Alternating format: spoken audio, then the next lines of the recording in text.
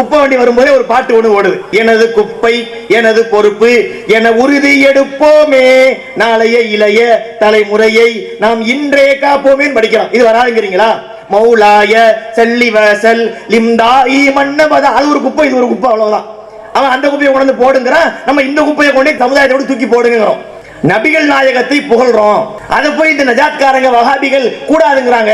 ரசூலுல்லாஹ் புகழ கூடாதா அப்படிம்பாங்க. அஸ்ஸலாமு அலைக்கும் வரஹ்மத்துல்லாஹி வபரகாத்துஹு. எல்லாம் வல்ல ஏக இறைவனின் நல்லடியார்களே, இந்த மார்க்க விளக்க கூட்டத்திலே மௌலூது இறை வணக்கமாகுமா என்கின்ற தலைப்பை எனக்கு வழங்கி இருக்கின்றார்கள். இந்த தலைப்பு இந்த கால சூழ்நிலைக்கு பேச வேண்டிய ஒரு முக்கியமான தலைப்பு. ஏனென்றால் ரபியுல் அவ்வல் மாதம் வந்துவிட்டால் மாலை பொழுதிலே மகரிபு நேரத்திலே